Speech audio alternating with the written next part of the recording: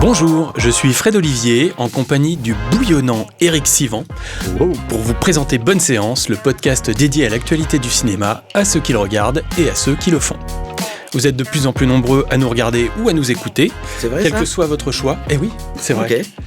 On a des chiffres à l'appui qu'on ne publiera pas. Quel que soit votre choix, en tout cas, je vous en remercie. Et pour ne rater aucun épisode, pensez à vous abonner via votre plateforme d'écoute préférée ou notre chaîne YouTube, en activant la cloche pour être informé dès qu'un nouvel épisode est disponible. La comédie, c'est le genre préféré des Français au cinéma, mais c'est aussi ce qu'il y a de plus dur à réussir en production. En effet, pour un succès comme Un petit truc en plus, nombreux sont les échecs, parfois cuisants. On veut les noms. Que l'on ne citera pas, par pudeur, mais ils se reconnaîtront sûrement. Et pour parler comédie qui fait rire, nous avons la chance aujourd'hui d'avoir un amoureux fou du cinéma populaire, au sens noble du terme, Thomas Croisière. C'est moi. Bonjour Thomas. Bonjour à tous. Bonne séance, saison 1, épisode 9, c'est parti. Alors Thomas Croisière, comédien, humoriste, chroniqueur, producteur, fan de Michel Sardou et de grands requins blancs, mais avant tout amoureux fou du cinéma comique et populaire. Et père de famille, surtout, qui est quand même mon activité principale. Ouais. Est-ce que tu peux nous dire où, quand et comment est né ce personnage de Thomas Croisière ? On le doit à Jacques Martin. Alors les plus jeunes qui nous écoutent ne voient absolument pas qui est Jacques Martin, mais Jacques Martin, c'était un animateur star des dimanches après-midi de France 2. C'est-à-dire quand tu regardais la télé, chez toi à l'époque ça s'appelait Antenne 2, on avait 3 chaînes, on ne pouvait pas rater Jacques Martin le dimanche après-midi. Et il avait une émission dont peut-être vous vous souvenez qui s'appelle L'école des fans, dans laquelle des enfants chantaient pour leur chanteur préféré. C'est d'ailleurs là que Vanessa Paradis fait sa première télé. Et puis à un moment, Jacques Martin a lancé une recherche de talent dans une émission qui s'appelait Sous vos applaudissements. Et il avait passé un casting, et donc dans Télé 7 jours, qui était une publication qui parlait des programmes télé, j'avais lu que Jacques Martin cherchait des jeunes talents. Je me suis dit, je vais postuler. J'ai donc écrit, en envoyant des photos de moi, en mettant mon CV, et en écrivant Douplan-en-Couanne, là où j'habitais, dans le nord de la France, 59 263 représente, et je n'ai absolument jamais été appelé. Et comme j'étais un petit peu vexé, puis même triste, je me suis dit, peut-être, à l'époque, je me trouvais pas très beau, la naïveté de la jeunesse. Je me suis dit, peut-être le problème, c'est les photos. Et j'étais abonné à une publication qui s'appelle Studio Magazine, qui était un très beau magazine sur le cinéma, avec des photos en papier glacé. Et c'était le moment où j'avais un numéro spécial sur Mission Impossible, la version de Brian De Palma, avec Tom Cruise dans le rôle principal. Premier du nom. Et je me suis dit, tiens, je vais découper des photos de Tom Cruise. Et pourquoi j'ai fait ça ? C'est parce que je l'avais en double, parce que j'étais en renouvellement d'abonnement, donc je sais pas pourquoi il me l'avait envoyé 2 fois. Je me suis dit, cool, je peux le massacrer, parce qu'à l'époque, on gardait les magazines. Et donc j'ai pris une photo de Tom Cruise contre le TGV, et j'ai mis moi dans le train. J'ai pris Tom Cruise accroché à un filin, j'ai mis moi à la banque. Et puis, j'ai envoyé ces photos-là, un CV bidon, et puis surtout avec un faux nom, parce que je me suis dit que sinon, si j'écrivais sous le même nom et de la même adresse, ils allaient me retrouver, savoir que c'était le mec qu'ils avaient refusé, qu'ils avaient sans doute des Minitel super puissants pour le faire. Et donc je me suis dit, Tom Cruise, tiens, en français, c'est Thomas Croisière. Et donc j'ai écrit sous le nom de Thomas Croisière, avec des photos de Tom Cruise, depuis chez ma tante à Bordeaux, qui pouvait recevoir mon courrier. Et là, j'étais appelé. Et quand je suis arrivé au casting, la personne qui s'occupe du casting me regarde et me fait je fais, oui. Elle me fait, non, mais vous êtes brun sur les photos. Et je vous assure que c'est vrai, donc c'est à cause d'elle que je suis devenu le Tom Cruise français, que j'ai fait cette émission en tant que candidat, sous le nom de Thomas Croisière, et que j'ai décidé que cet avatar serait mon identité publique. Et donc quand après se sont lancés les réseaux sociaux, moi j'ai fait un MySpace à l'époque, c'était le réseau cool, je me suis dit, plutôt que de le faire sous mon nom, ça va être Thomas Croisière. Et puis quand on est venu me chercher pour la radio, j'ai fait Thomas Croisière, quand Facebook s'est lancé, et Thomas Croisière est devenu mon identité publique. Voilà, et ce qui est cool, parce que je suis à la fois Jean-Philippe Smet et Johnny Hallyday, avec à peu près le même succès mondial. Bien sûr. Et il ne le sait pas en plus. Quand on a préparé cette émission, tu nous as dit que tu étais un passeur de cinéma. C'est ce que je suis devenu, parce que je suis devenu un daron.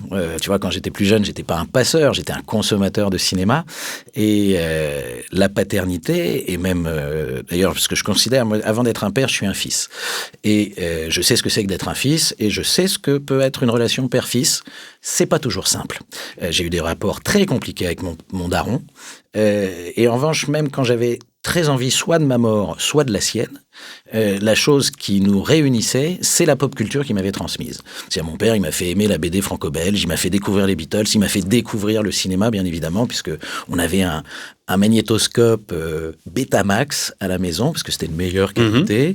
Il enregistrait des films et je matais des films et il m'en parlait, tu vois. Et donc, pareil, quand mes enfants sont arrivés, je me suis dit, mais je vais partager avec eux ma culture, parce que le jour où ils seront très en colère contre moi, si à un moment ils tombent sur un film avec Belmondo ou sur un film avec Steve McQueen ou machin, ils m'appelleront pour me dire, t'es un connard, mais il est chouette ce film. Comme moi, j'ai pu le faire quand j'entendais une chanson des Beatles à la radio. Ça m'a rappelé mon daron. Je lui disais, t'es pas cool, mais merci pour ça. Et donc, la passation avec ton père, c'était le cinéma du dimanche soir, c'était la dernière séance, j'imagine. Oui, avec les Eddie Mitchell. vidéoclubs. Non, mais moi, la dernière séance, et j'ai eu la chance de faire une chronique avec Eddie Mitchell le mois dernier, l'année dernière, à côté de moi, où il a conclu ma chronique par une phrase clé de ma jeunesse qui est « Et on se retrouve tout de suite après... » un petit dessin animé de Tex Avery, qui était le moment où ma grand-mère, parce que le mardi soir, c'était la dernière séance, moi je dormais chez ma grand-mère parce que le lendemain il n'y avait pas école et mes parents travaillaient, pas ma grand-mère. Et donc là c'était le moment où elle me disait d'aller me coucher. Et en fait, pour revenir à la question sur le passeur, je pense que ce qui nous réunit, ce qui fait qu'on fait société, c'est la culture. C'est là-dessus qu'on se repère. Moi j'ai grandi avec la télévision, je suis un enfant de la télé, et qui qu'on était le lendemain de la diffusion des Inconnus à la télé, on faisait tous dans la cour de récréation, salut, si tu l'avais pas vu. Bien, Manu, tu descends. Et ça, qui qu'on soit, ça nous réunit. Ouais. Et c'est ce que j'aime dans la comédie, c'est que qui que tu sois, d'où que tu viennes, quelle que soit ton origine... Quoi que tu fasses... faut que tu craches. Hein. Nous sommes les frères qui rappent tout, tu vois. On se connaît pas perso, mais là, on a un vrai code commun qui nous fait marrer, tu vois. On communique, on fait société. Et en fait, typiquement, un Louis de Funès, une comédie populaire, et c'est là que ça rejoint mon amour de la comédie populaire, elle a fait rire Le chômeur en fin de droit comme elle a fait rire Bernard Arnault. Et il a fait rire ma grand-mère, il a fait rire mes parents. Moi, Louis de Funès est mort en 1983, j'avais 9 ans, je suis pas vraiment un contemporain. La Grande Vadrouille me fait rire, j'étais pas né, j'étais même pas une idée dans le cerveau de mes parents. Mais ce film-là me fait rire mes enfants. Et je suis sûr qu'ils le partageront aussi. Et ça, pour moi, c'est la culture, c'est le populaire, c'est on pleure sur les mêmes chansons, on danse sur les mêmes chansons, on n'aime pas nécessairement les mêmes choses, mais ça nous réunit. Et alors aujourd'hui, où est-ce qu'on peut trouver, comment on fait cette passation avec les enfants ? Parce que on n'a plus les mêmes... les chaînes se sont démultipliées, les canaux aussi, parce que maintenant c'est Netflix, c'est Amazon, c'est tout ça. Comment on fait pour... comment on transmet maintenant aux enfants ?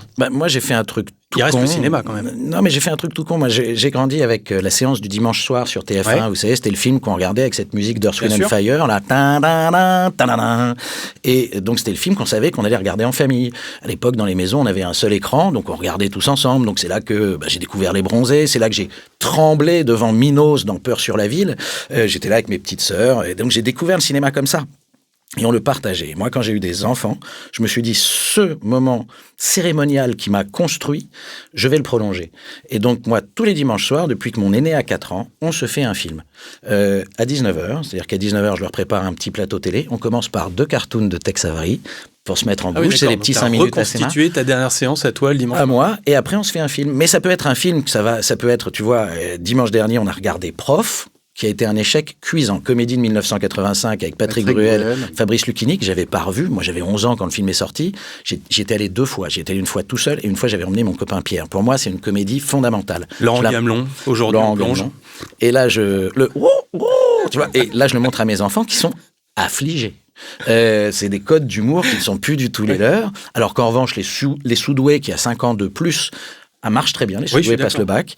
Mais tu vois, la semaine d'avant, on avait regardé Le Labyrinthe de Pan de Guillermo del Toro, qui n'a absolument rien à voir en termes de cinéma. Moins drôle, mais c'était super parce que les 10 premières minutes, mon fils de 12 ans, tu vois qu'il n'achète pas le projet, tu vois, et il rentre dans le film. Et puis à un moment, il y a une scène iconique. Bon, tu spoil pas. Je le spoil pas, mais il y a un mec qui se fait abattre dans le dos. Il y a un mec. Tu peux le dire. Ici, tout le monde a regardé Le Labyrinthe de Pan. Il y a un mec qui se fait abattre dans le dos, on va dire. Scène hyper iconique. Et là, mon fils se tourne vers moi et me dit, c'est la meilleure scène de mort que j'ai vue de toute l'histoire du cinéma. Il a vu 500 films, le gamin. Et ça fait plaisir. Tu sais que t'as un all-in. Alors puis la semaine d'après, tu te plantes avec Prof. Et je suis impatient du film de dimanche. Donc moi, je fais ça. Tous les dimanches, on partage un film. C'est quoi le film de dimanche ? Le prochain dimanche, j'hésite encore. Tu sais, je le fais en fonction un peu de l'ambiance. Là, et puis ce qui est marrant, c'est qu'on parle de la télé, mais tu vois, avant-hier, j'étais au cinéma pour aller voir Mononoke. Parce que les cinémas pâtés refont des sorties des classiques classiques de Miyazaki, une fois par mois. Je leur ai dit, tiens, il y a les Miyazaki, qui est leur réalisateur préféré? Et je comprends pourquoi, je pense que tout le monde comprend pourquoi. Et on va les voir en salle, et c'est une toute autre expérience. C'est génial, on est en immersion. Et tu vois, j'ai demandé il n'y a pas très longtemps à mon cadet, si un jour papa disparaissait, quel est le meilleur souvenir que tu conserverais? Et il m'a dit, les Miyazaki au cinéma. Bah, j'adore ça, j'ai réussi mon boulot.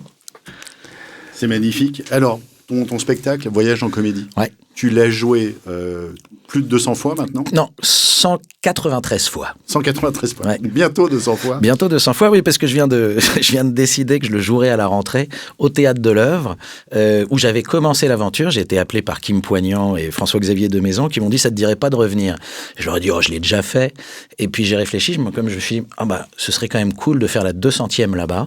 Donc je vais jouer de fin octobre au 17 décembre pour faire ma 200e. C'est super. Tu peux déjà acheter les places? Écoute, si le travail est bien fait, oui. Sinon... Au moment de la diffusion de ce podcast, ça sera le cas. Écoute, en tout cas, au moment où je jouerai, je l'espère. Alors, raconte-nous un peu Voyage en comédie. C'est quoi comme spectacle? Parce que c'est très atypique. Écoute, c'est assez particulier parce que moi, je me suis retrouvé à la radio par hasard sur France Inter. Parce que Thomas VDB, un humoriste de France Inter, avait la gastro. Et ce jour-là, la productrice de l'émission dans laquelle je ne participais pas, qui s'appelle Charline Van Hoonacker, et qui avait une émission qui s'appelle « Si tu écoutes, j'annule tout », que j'avais rencontré en tant que producteur, parce que j'avais fait la promotion d'un film qui s'appelle « Toute première fois », m'appelle et me dit « Écoute, comme tu aimes bien le cinéma, Thomas VDB à la gastro, dans 2 heures, on reçoit Lambert Wilson dans le studio 104. Est-ce que tu pourrais faire une chronique sur le cinéma ?» Et comme j'ai rien à perdre, j'ai dit d'accord. Et je pensais qu'elle m'avait convoqué parce que j'étais un mec super brillant. Et en fait, j'ai découvert bien des années plus tard, quand une des stagiaires de l'émission, puisque j'ai intégré cette équipe, a dit « Mais comment t'as fait pour arriver au micro ?» J'ai dit parce que Charline savait que j'aimais bien le cinéma. Elle fait « Non, pas du tout.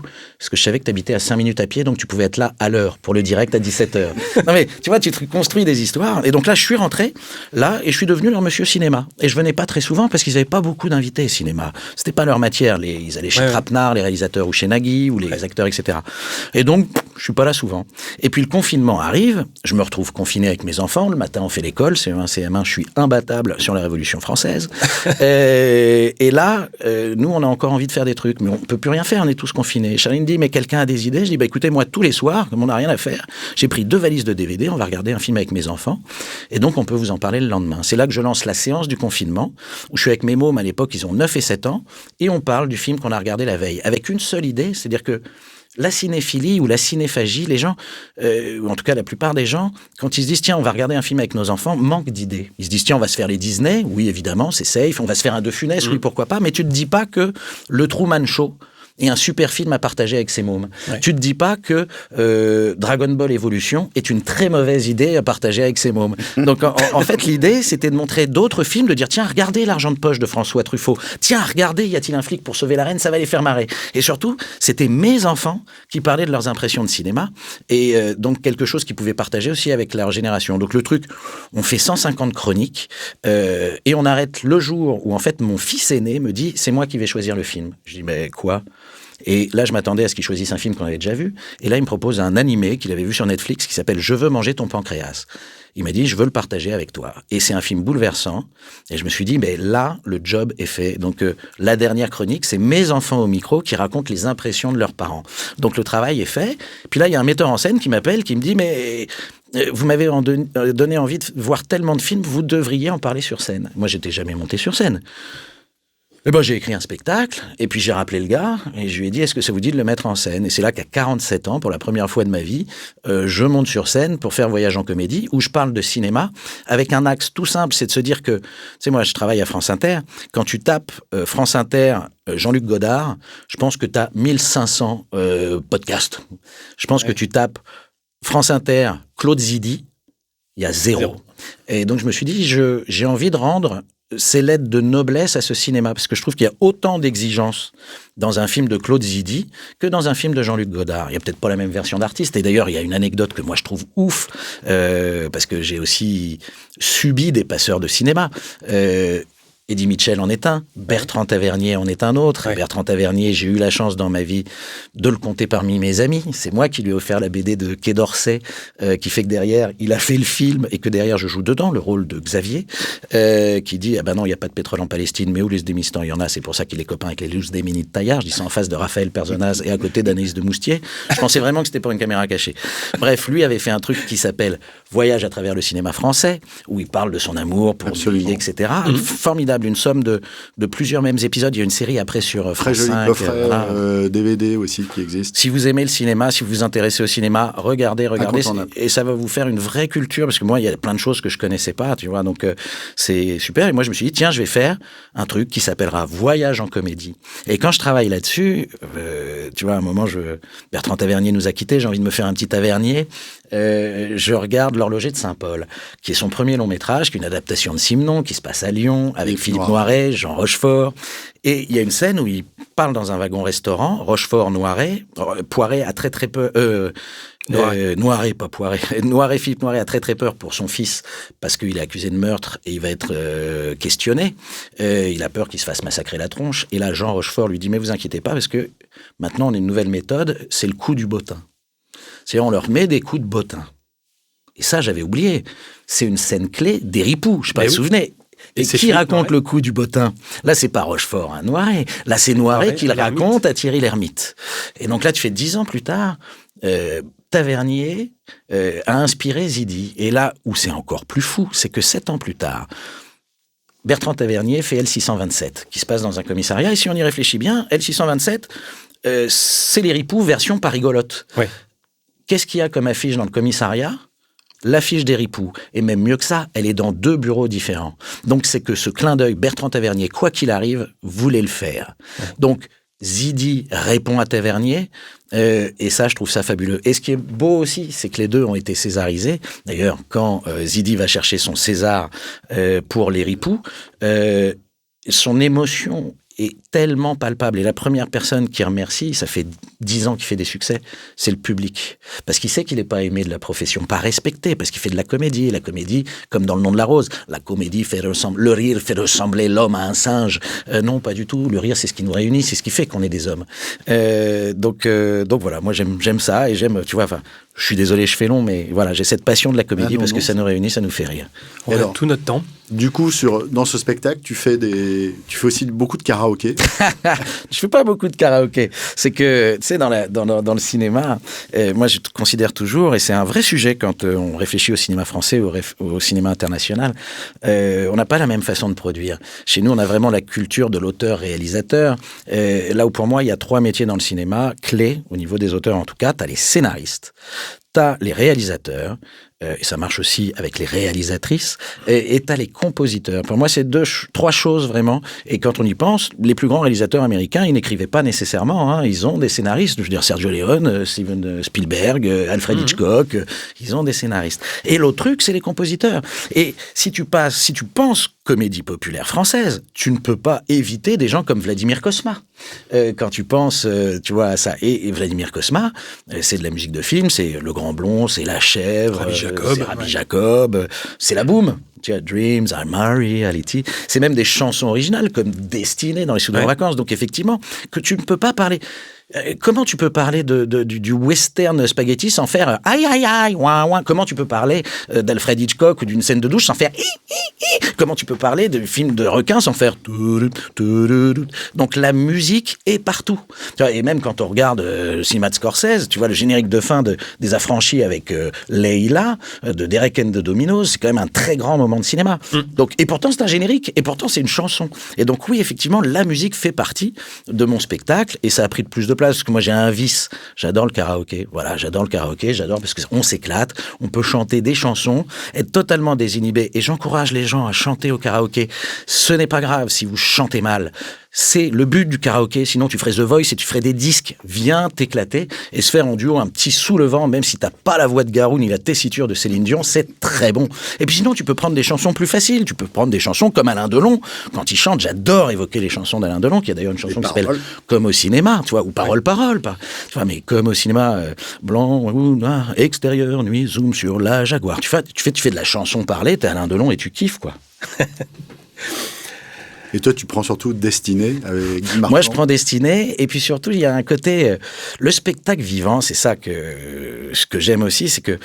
Et c'est d'ailleurs Sacha Guitry qui en parlait très bien, parce que Sacha Guitry, c'est un dramaturge qui fait des pièces de théâtre, et il s'est mis, parce qu'il s'est dit à un moment, tiens, le cinéma, avant le parlant, il s'y intéressait pas, c'était un mec très verbeux, mais quand il y a eu le cinéma, il s'est dit, tiens, c'est un moyen de mettre en conserve mes pièces de théâtre, et en particulier de faire survivre ces textes et de donner une nouvelle façon de faire. Il raconte toujours que la différence entre le cinéma, c'est qu'à un moment, on met le point final à un montage et ça ne bougera plus jamais, alors qu'une pièce de théâtre, tous les soirs, tu peux changer le texte, tu peux revisser, tu peux rajouter des choses, etc.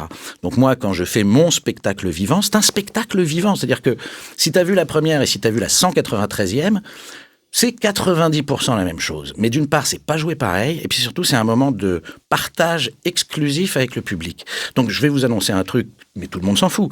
Mon spectacle ne sera jamais capté. Vous ne le verrez jamais à la télévision, vous ne le verrez jamais en plateforme, parce que ce qui est important, c'est l'expérience qu'on partage.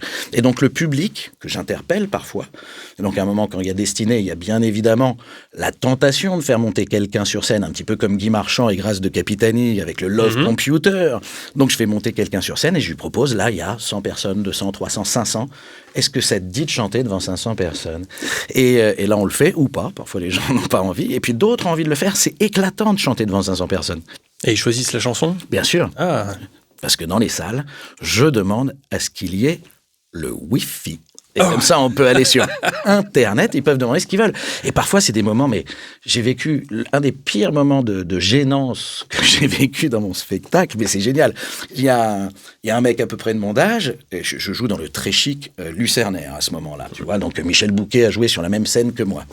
Et il y a un type qui me demande Daniela Delmer Footbeat. Alors, je sais pas si vous vous souvenez de ce titre, mais aujourd'hui, tu sors ce titre, tu fais de la prison direct. Hein. Moi, ce que j'aime chez Daniela... N'importe quelle chanson... Manu Payet en fait... C'est que l'on peut s'y mettre à toi. Son one-man show. Qu'il a joué au Théâtre de l'Œuvre aussi, très belle salle, et j'y étais, standing ovation, les larmes, formidable, le spectacle d'Emmanuel, Emmanuel d'ailleurs, le spectacle Emmanuel d'Emmanuel là, en l'occurrence. Et là aussi, dans des codes de cinéma, tu vois, avec la chaise en rotin qu'on a tous aimé de Joss Jekin, qui a été longtemps une affiche dans ma chambre adolescente, les draps s'en souviennent. Et bref, tout ça pour dire, j'étais où avant ce bordel ? J'étais sur cette scène avec ce moment de gênance, et il y a un type qui me demande, Daniela. Donc on chante Daniela, bon voilà, je vois que la salle, les gens de mon âge rigolent, les gens un peu plus jeunes font, c'est quoi ce truc ? Il faut savoir que le clip est interdit aux moins de 18 ans sur YouTube aujourd'hui. Et c'est pas le clip, hein, c'est les paroles. Et là, il y a une jeune femme d'une vingtaine d'années qui, je dis, est-ce que quelqu'un d'autre veut chanter ? Et là, elle fait, moi. Donc elle monte sur scène, donc je m'attends à quelque chose de très chic, style... Clara Luciani ou Juliette Armanet, voilà, bon. Et je lui dis, qu'est-ce que tu veux chanter ? Elle me dit, Francky Vincent. Et là, j'ai très peur de la phrase d'après. Quelle chanson ? Et là, je m'attends au moins à, vas-y Francky, c'est bon, parce que tu veux mon zizi. Et donc là, t'as une gamine de 20 piges qui fait, tu veux, après Daniela, je suis là, je ne vais jamais m'en remettre. Donc voilà, et c'est super, mais comme tu vois, à un moment, j'adorais, j'étais dans une salle municipale où il y avait que des cheveux blancs, auditeurs de France Inter, tu vois, et il y avait un gamin qui était là, puis quelqu'un veut chanter, lui, il fait moi! Putain, le mec est déter. Et là, il arrive, qu'est-ce que tu veux chanter? Jul. Et là, je crois que c'est la première fois que la plupart des gens dans la salle qui, découvrent Jul. Et j'adore ces moments-là. C'est ça aussi, le spectacle interactif. Mais un peu interactif. C'est un peu le principe, enfin ça me rappelle l'histoire du Monopoly, tu sais, tu t'es fait prendre à ton propre jeu parce que les gens viennent maintenant demander des chansons de plus en plus provocatrices peut-être. Écoute, c'est comme le Monopoly qui propose aux gens de voter pour la ville qui sera l'objet du Monopoly. Et Mon cul est sorti évidemment. Mon cul est sorti, bien évidemment, c'est la base. Voilà. Mais donc, quand on parle, je reviens un peu au cinéma, à la comédie populaire, quand on parle comédie populaire, on pense à De Funès et Bourvil, on pense aux Splendides, Les Nuls, à Audiard, tu parlais de scénaristes, il y a les dialoguistes aussi, qui sont très bien. Francis Weber. Alors, c'est quoi une bonne recette de comédie selon toi ? Je pense... C'est ce que tu viens de dire, il faut le trium réalisateur... je vais dire une phrase de vieux con et... Le scénario, et le problème, la plupart du temps, c'est que on ne passe pas assez de temps sur un scénario. On monte des films pour plein de raisons, et parfois on oublie le scénario. Donc, tu as cité des noms imparables. Je veux dire un Weber, c'est un taré du scénario. Un Audiard, c'est un technicien du scénario hors pair, et même du dialogue, et même sur des choses qui ne sont pas des comédies. Je veux dire, Garde à vue, c'est un des plus grands films de toute l'histoire du cinéma, et c'est en rien rigolo. Mais le scénario est inattaquable. Donc la base, c'est l'écriture. À partir du moment où un film est bien écrit, tu ne peux pas le rater. Et puis après, il y a la magie des comédiens, il y a aussi des choses qui ne sont pas dans le scénario, d'ailleurs j'en parle dans Voyage en comédie. Il y a Louis de Funès, son génie de comédien et de maîtrise du burlesque. D'ailleurs, il y a plusieurs réalisateurs qui ont travaillé avec lui, dont Édouard Molinaro, qui parfois n'était pas sur le tournage parce que l'autre avait pris les choses en main, tu vois. Et il y a cette anecdote d'une conversation avec Michael Lonsdale, d'ailleurs, où Michael Lonsdale, qui a un rôle... Sur Hibernatus. Sur Hibernatus, où là, il voit qu'il prend un café et que le réalisateur est là et qu'il y a la lumière rouge au plateau. Il fait, mais vous n'êtes pas sur le tournage? Je fais, non, c'est Louis de Funès qui s'en occupe. Et non, mais tu vois, quand dans Rabbi Jacob, que tu as évoqué tout à l'heure, à la base, Louis de Funès, Rabbi Jacob, il est quoi? Il est violoniste. Il doit pas danser. Et il doit jouer du violon. Et là, lui, son sens de la comédie lui fait se dire, non, c'est beaucoup plus payant si je danse. Et là où c'est un génie, c'est que n'importe quel comédien, quel que soit son talent, on va citer Jamel, Philippe Lachaud ou Pierre Richard, tu vois, 3 grands talents comiques sur 3 générations différentes et dans leur genre, aurait sans doute fait le mec empoté qui se trompe, tu sais, ou même un Danny Boone, il aurait été à contre-temps, il aurait joué le mec qui ne sait pas bien danser, ça aurait créé de la comédie. Louis de Funès se dit, je dois danser aussi bien que ces mecs-là. Et donc, il est sur l'excellence absolue, mais il faut être un génie pour penser comme ça, parce que le premier réflexe, c'est de dire, je vais faire le con. Lui, il fait pas le con, il fait le mec très sérieux, et il le danse super bien, et c'est son petit décalage et son sens du burlesque qui me fascine, mais comme la scène de la Grande Vadrouille, tu sais, quand il enlève sa perruque, quel toupet et arrêter une répétition, et il plante une aiguille dans la perruque, et concrètement, ça lui fait mal à la tête. Puis là, il le fait une deuxième fois, puis après, il le tape avec le miroir. Ça, c'est du génie de tournage. C'est incroyable. Mais ça rejoint aussi, moi, une de mes histoires préférées du cinéma. J'en parlais il n'y a pas très longtemps avec des jeunes qui ne connaissaient pas bien Indiana Jones. Cette scène où Harrison Ford se retrouve face à un gars qui a un sabre, tu vois, dans le souk de Marrakech, ou je ne sais pas où d'ailleurs. Et ça a été tourné en Tunisie pour le coup. Et il est censé faire un combat au lasso, parce que son arme à Indiana Jones, c'est le lasso. Mais comme il a la tourista et qu'ils sont en plus en retard sur le planning, au lieu de faire ça, lui, il veut vraiment aller au cabinet, au lieu de sortir son fouet, qui aurait été une scène superbe, qu'ils auraient tourné en 2 jours, parce que chorégraphie machin, il sort son gun, il fait pff, bim, fin du game. Non seulement il rattrape le retard sur le planning, tournage, il peut aller aux toilettes. Il peut aller aux toilettes, ils vont en faire une allusion dans la suite. Et il en fait une scène culte. Et ça devient une scène culte. J'adore ça. Ouais. Mais donc ça fait partie, c'est la semi-impro, mais tu disais le scénario. C'est-à-dire que tout doit être écrit. Même quand on croit que c'est improvisé, en fait, c'est quand même un peu écrit et préparé. Alors après, il y a des génies comme Claude Lelouch qui est capable d'écrire des trucs qui ne sont absolument pas la chose qui va tourner au final parce qu'il a une autre méthode de travail avec ses comédiens. Et donc, je pense en particulier à la dernière réplique de comment va réagir Lino Ventura à la fin de La Bonne Année, qui est pour moi une des scènes les plus bouleversantes de l'histoire du cinéma. Bien sûr, la scène de cambriolage et tout ça a été chronométré avec les plans d'hélico. C'est d'ailleurs Stanley Kubrick qui l'aurait montré à Tom Cruise au moment d'Eyes Wide Shut, etc. Mais pour le coup, ce qui est génial dans ces scènes, dans ce qui est capable de tirer le louche de ces comédiens, c'est que là, tu as un truc, tu vois, qui dément totalement ce que je dis, que tu peux faire des grands films aussi sans scénario. Et donc, au final, qu'est-ce que c'est? C'est des artistes. Ouais.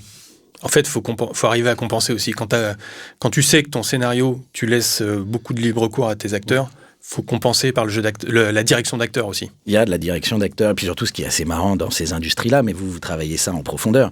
Ça fait 125 ans qu'on fait du cinéma à peu près maintenant. 130 d'après. 130 ans, bah oui, puisque c'est depuis que le cinéma existe. On devrait savoir comment faire un bon film, je veux dire. Enfin, il y a eu des milliers de films qui se sont faits. Et ce qui est magique, c'est qu'encore aujourd'hui, on est incapable de le savoir. Et on le saura toujours. Et c'est pour ça qu'il y a beaucoup de réflexions aujourd'hui sur est-ce que les IA vont nous remplacer? Non, si la recette du succès existait, on ferait que des succès. Voilà. Et l'histoire montre qu'on fait beaucoup plus d'échecs. Donc continuons de nous tromper, d'essayer, de casser le game. Moi, quand je vois le film The Substance de Coralie Farjard, j'ai ma tête qui explose. J'ai trouvé ça remarquable. L'éclosion d'une cinéaste qui est capable d'avoir ingéré tout ce qui est Brian De Palma, donc par porosité Alfred Hitchcock, mais en même temps Cronenberg, on voit très bien qu'il y a du Lynch et du Terry Gilliam, parce que ne sous-estimons jamais le travail de Terry Gilliam, qui a aussi inspiré le plus grand réalisateur français de sa génération, Albert Dupontel. Donc tout ce cinéma-là et la façon dont on absorbe et on recrache, c'est fabuleux. Voilà. C'est les artistes. C'est un métier d'artiste, avec de l'argent de producteur. Alors, tu cites des réalisateurs américains, des réalisateurs français, sur le terrain de la comédie. Des Anglais, Terry Gilliam. Ouais, des Anglais. Est-ce qu'il y a un match... Non, il était américain, Terry Gilliam. Attention. Est-ce qu'il y a un match aujourd'hui entre la comédie française et la comédie américaine ? C'est ça qui est très compliqué avec la comédie, et c'est que la comédie, à part quelques rares exceptions, elle ne s'exporte pas.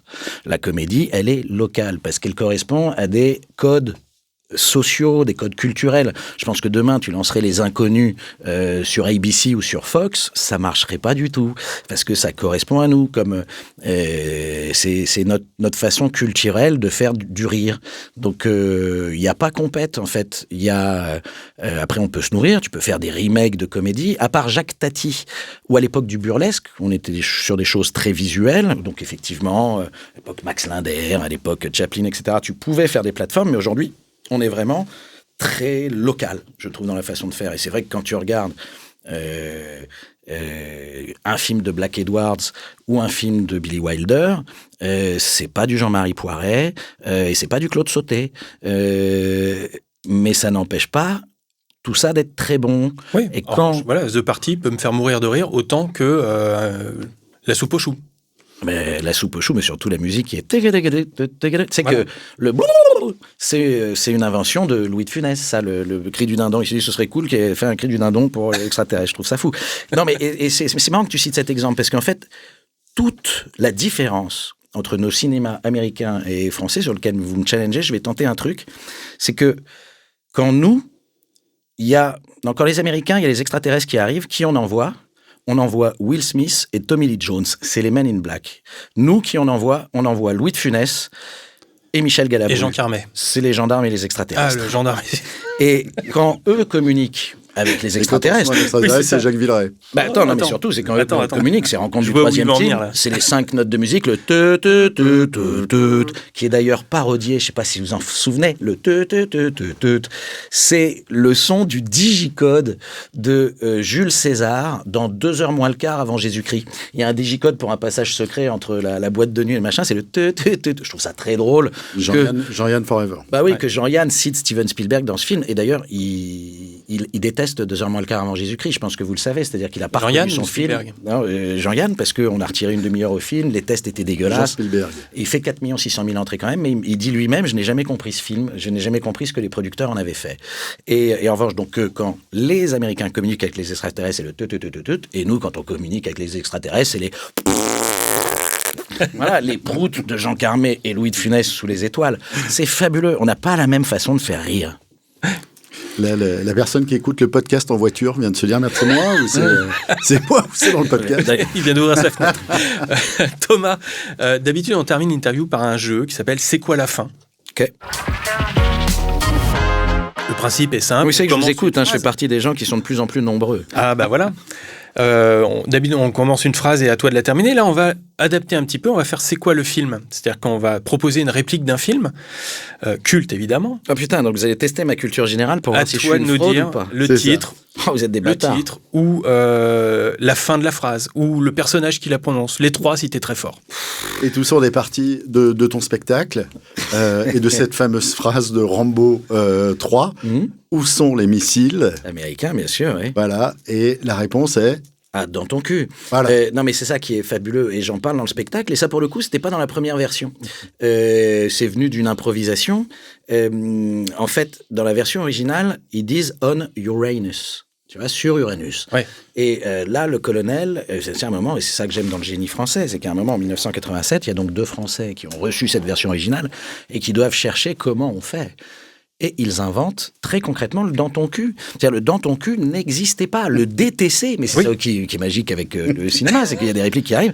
Et moi, je me suis arrêté toute ma vie. Ma mère est esthéticienne. Elle travaillait dans un magasin Yves Rocher.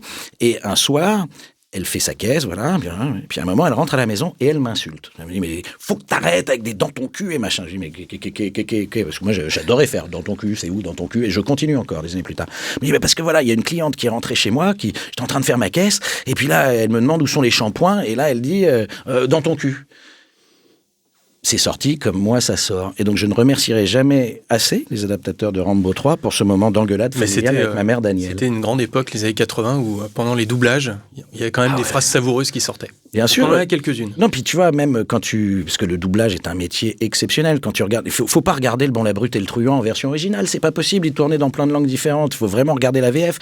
Même moi, aujourd'hui, j'ai du mal à regarder Retour vers le futur en version originale. Je respecte beaucoup, mais les VF étaient géniales. Il n'y a pas de version originale dans Luc Hamet, le travail de Luc Hamet pour doubler Michael J. Fox et plus tard Roger Rabbit est fascinant, c'est super, tu vois, enfin... Mais dans les adaptations françaises comme ça, je me souviens d'un film avec Schwarzy et Jim Bellucci. Ouais. Lui, il est Schwarzy, il est flic du Kremlin, qui vient. Double détente. Double détente. Ah oui, absolument. Et il s'appelle Danko, c'est son nom de famille. Et il arrive à l'hôtel. Et il y a un Américain en Marcel, qui est dans un 2 étoiles dégueulasse de la ville, qui le regarde comme ça. Et puis Schwarzy le regarde habillé en prussien là, et lui dit Danko. Et dans la VF, il fait la balayette. J'adore. Non, mais tu vois, et du coup, je me suis demandé pendant des années ce qu'il disait dans la VO. Et il dit en quoi? fait, dans la VO, il fait Danko et l'autre, il fait very much. Ouais, c'est pas si mal. Mais c'est pas la même. Mais tu sais, mais comme le succès chez nous de séries comme The Persuaders, Amicalement Vôtre, avec Roger Moore et Tony Curtis, ou même Starsky Hutch. Starsky Hutch, c'est une série américaine très premier degré, c'est du polar. Mais les doubleurs, Francis Lax, etc. Jacques Balutin, formidable, ont ajouté ces petites touches d'humour. Ouais. Et ça, c'est génial. Et donc c'est pour ça que ces métiers de doublage, qui sont un vrai sujet aujourd'hui avec l'intelligence artificielle. On avait reçu Emmanuel Curtil qui parlait de ça, de son travail. Ils ne sont pas des doubleurs, c'est des comédiens, Voilà. Il disait, si le personnage que je double est bon, il n'y a pas de raison que moi... Oui, mais je l'ai entendu ce podcast, vous savez, je suis un auditeur attentif de votre travail. Je vois. Alors, vas-y. On commence par un truc très simple. Hein. Mais non, mais dites pas ça parce que ça met une pression énorme. Tu vas voir. On fait pas d'imitation, hein, par contre. Hein. Non. Ça marchait beaucoup moins bien. C'est fin, c'est très fin, ça se mange sans fin. Oui, je pense que c'est issu d'un film réalisé par Jean-Marie Poiret, absolument, dont je vous encourage, parce que je viens de le finir, de lire la biographie. Il y a plein de trucs super marrants. Voilà, je sais plus quel est le titre du film, mais là, du livre. Il a sorti un livre où il raconte toutes ces histoires de tournage, comment personne ne croyait aux visiteurs, etc., etc. Ouais. Il met un bon taquet réglementaire dans la gueule de Coluche. Donc, non, lisez-le. Si vous aimez la comédie, c'est passionnant. Donc, c'est tiré du Père Noël est une ordure. Alors, si je te dis, quand les types de 130 kilos disent certaines choses... Ouais. On est sur du Audiard.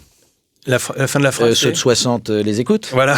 C'est du Audiard, c'est $100 000 au soleil. $100 000 au soleil, qui est donc le remake comédie du Salaire de la peur. Bien sûr, mais c'est ça que j'adore. Tu vois, quand on disait tout à l'heure L627 et Les Ripoux, sur le truc sur la comédie, je pense qu'à la base, quand je dis le scénario, il faut d'abord avoir une histoire béton. Quand tu regardes La Grande Vadrouille, c'est un drame formidable. C'est un très bon film de guerre. Et après, on rajoute cette couche d'humour grâce aux comédiens, etc. Mais à la base, c'est un très bon film de guerre. C'est L'Armée des Ombres. C'est ça.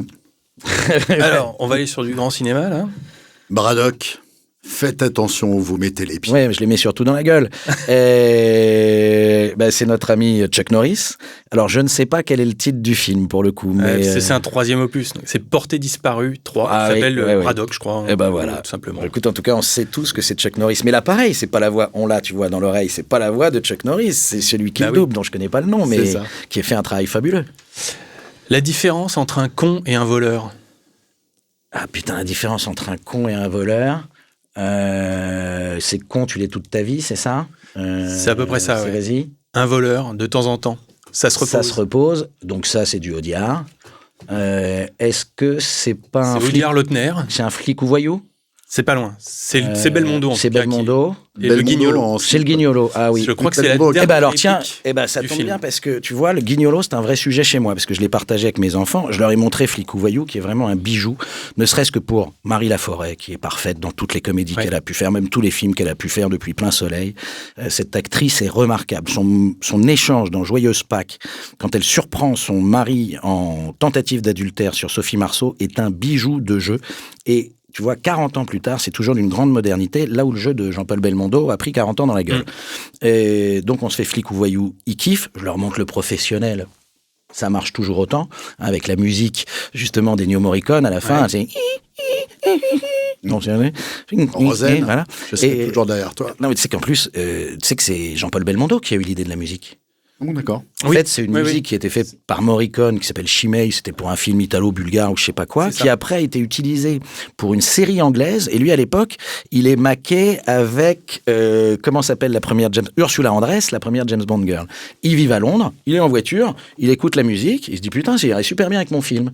Et donc, il récupère la zik du professionnel, qui après va devenir la pub Royal Canin, qui va devenir une très bonne parodie des nuls, Royal Rabbin. Mais j'étais sur le cul de à quel point cette scène, ce film, a marché aussi sur mes enfants. Et on est tous dégoûtés, on va pas vous spoiler le film, mais ça se finit pas bien. Et ce qui est drôle, c'est que quand tu regardes le plan, parce que Belmondo, c'est lui qui décide de... Bon, je vous le dis, il meurt. Les producteurs ne voulaient pas qu'il meure. Lui, il dit, c'est plus fort si je meurs. Et tu le vois, quand il fait sa cascade, là, c'est un peu au ralenti, il pose le genou à terre. Tu sens déjà que Bébé, il a plein le cul de faire le mec qui meurt, parce qu'il dort dans beaucoup de ses films. Et donc là, mes fils, ils sont en folie de trucs. Et je me dis, on va se faire le Guignolo.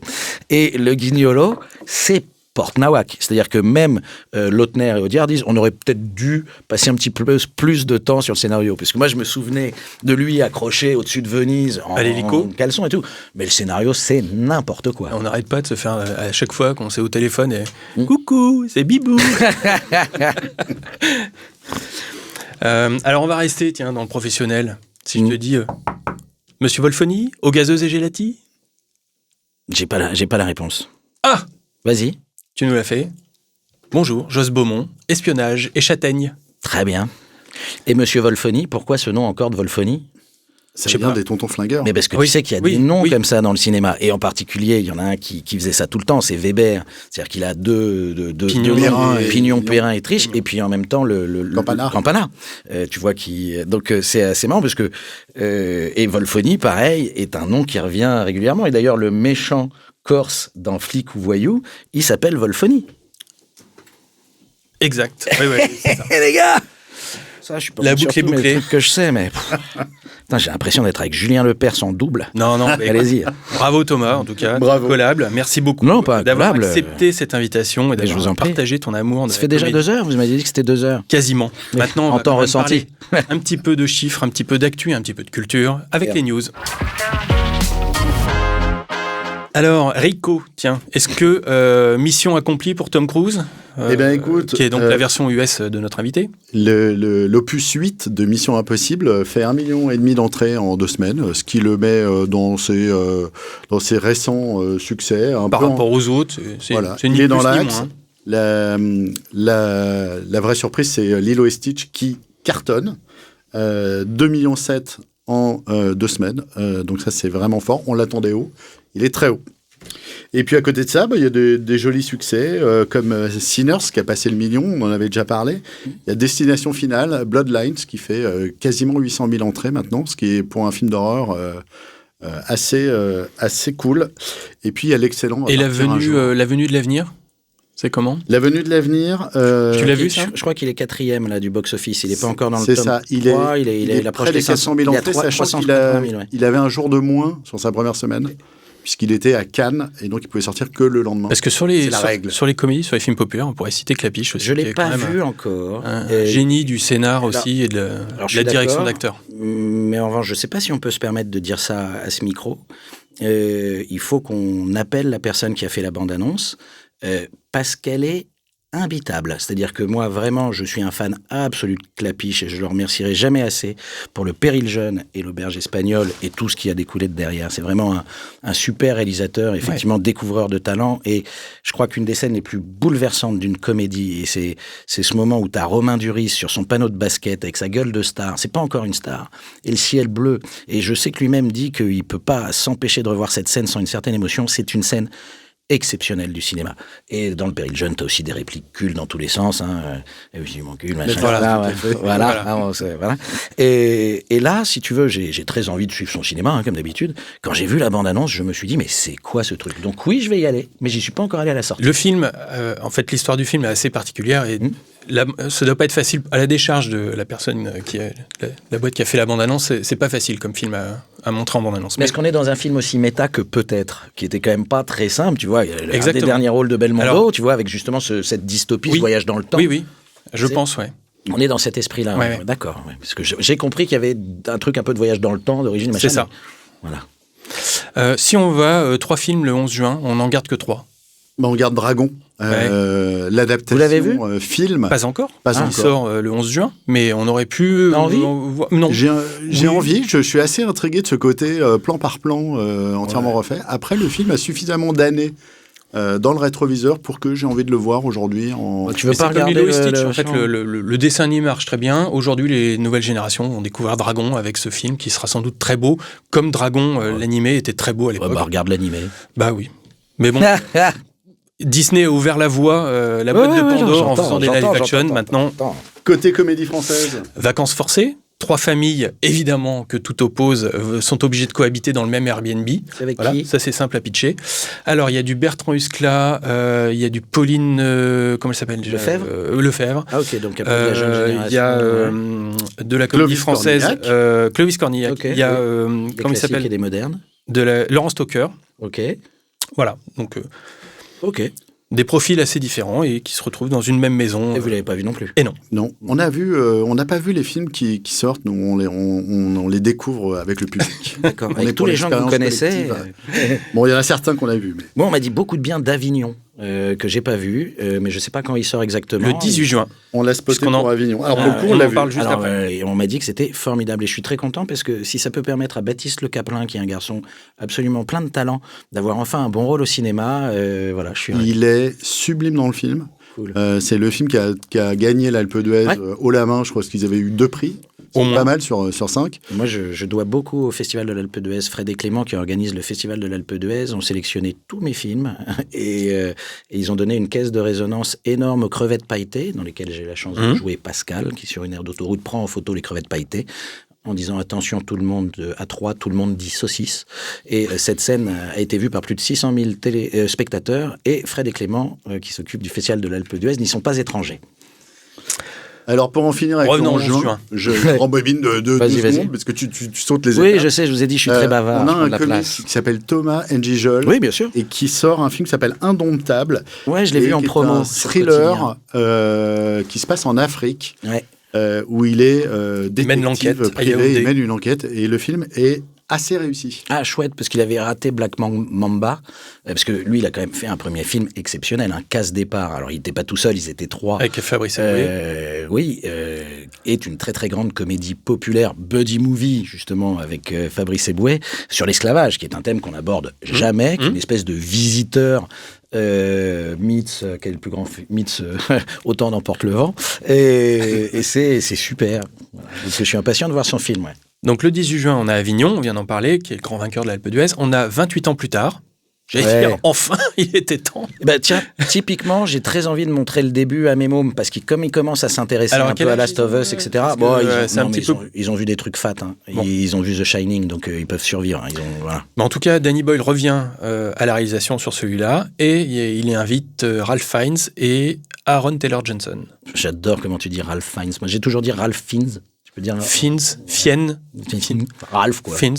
Et Aaron Taylor-Johnson, on en parle juste après. Oui, on a une petite news là-dessus. Et puis le 18 juin, il y aura Elio.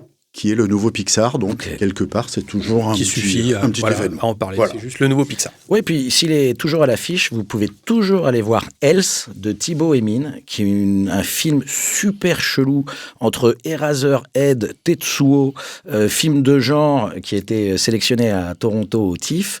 C'est un film fou et qui a été pour moi une expérience de cinéma aussi signifiante que The Substance, qui est mon film préféré l'année dernière. D'accord. Alors Thomas, je le disais en intro, tu es fan de grands requins blancs et en particulier de Bruce, je crois. Oui. Donc celui des Dents de la Mer qui fêtera cette année, comme moi, c'est 50 ans. Le 20 juin. D'ailleurs, on s'était fait la réflexion avec Eric que tu es un peu le sosie non officiel de Richard Dreyfuss. Richard Dreyfuss, oui. Je suis entre Alain Delon, Robert Redford, Richard Dreyfuss.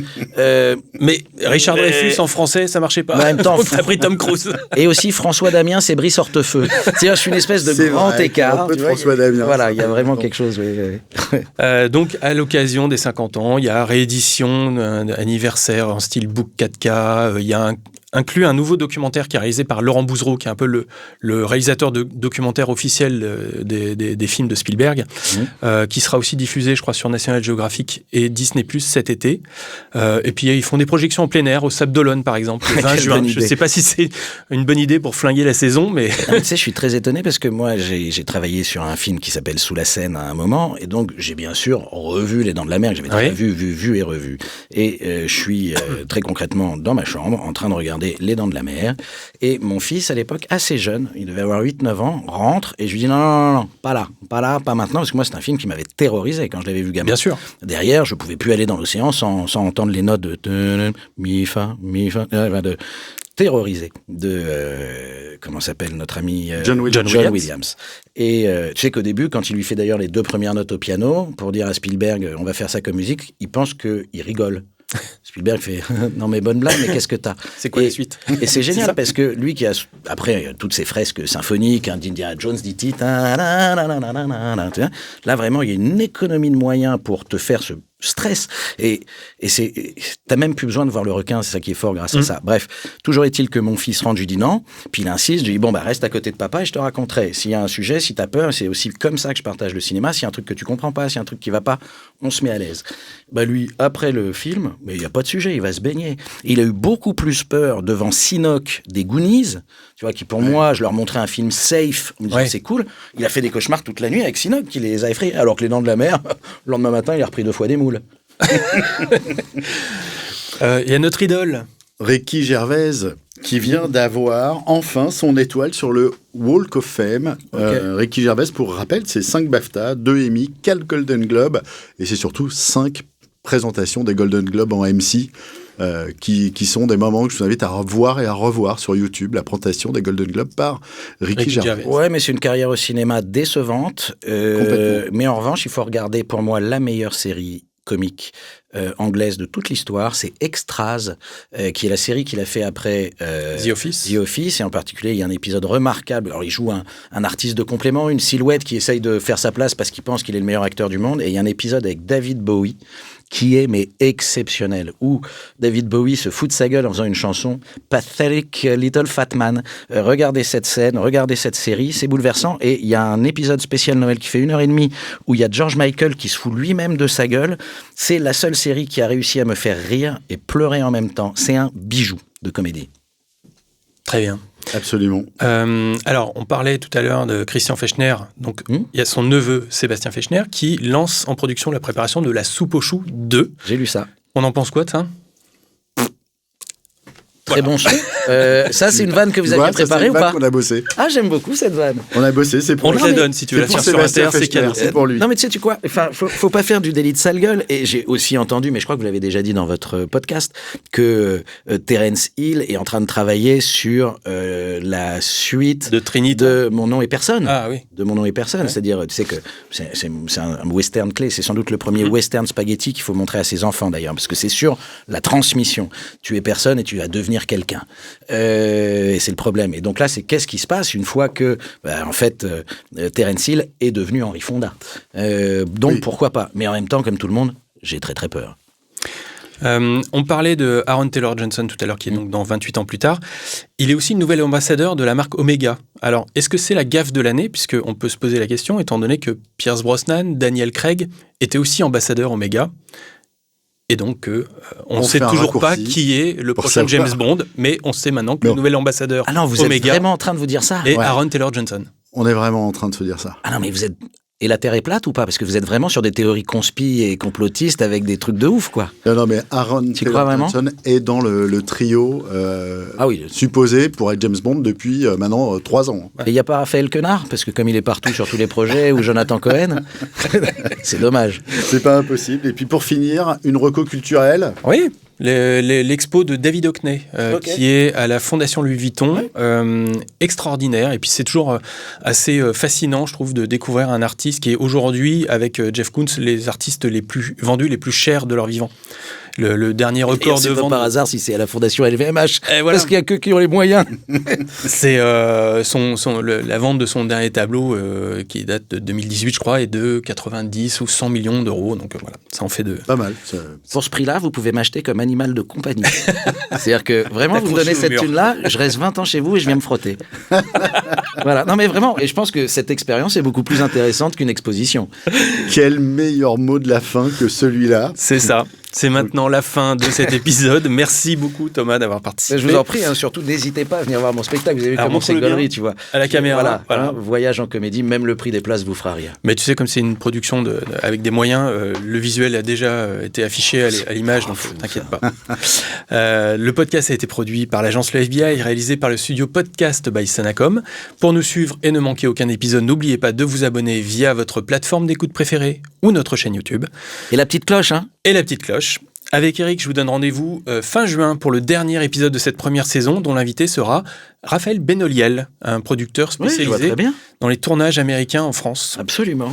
Qui aura plein de choses passionnantes à nous raconter. Très chouette professionnel qui a dû travailler avec des gens incroyables. De Mr Bean à John Wick. C'est parfait. Voilà. C'est lui qui a géré le tournage à Montmartre de ouf. C'est ça. Et Emily in Paris. Il nous racontera le tournage de John Wick à Montmartre, qui a été un sacré gageur. Ah mais tu vois, l'autre soir je suis allé avec Émission Impossible aussi au-dessus de Paris. Ah ouais, et c'est lui qui a fait tourner Tom Cruise à l'envers, place de la Concorde et sans casque. Ouais. Mais tu vois, l'autre jour je suis allé au théâtre avec mon fils, au théâtre de l'Atelier qui est à Montmartre, et on a pris le trône et donc on est sorti en bas des escaliers de John Wick. Et là mon fils tout de suite, parce qu'on était allé le voir en salle. Je crois qu'ils sont rebaptisés maintenant escaliers de John Wick. Et là il m'a dit mais c'est les escaliers de John Wick. J'ai fait cool. Et donc là on s'est remonté tous les escaliers, ce qui était en dehors de mon âge, mais c'était super. Merci le cinéma pour ces moments que ça nous propose, tu vois. Merci à toi, Thomas. Et d'ici là, bonne semaine à toutes et à tous, et surtout, bonne séance.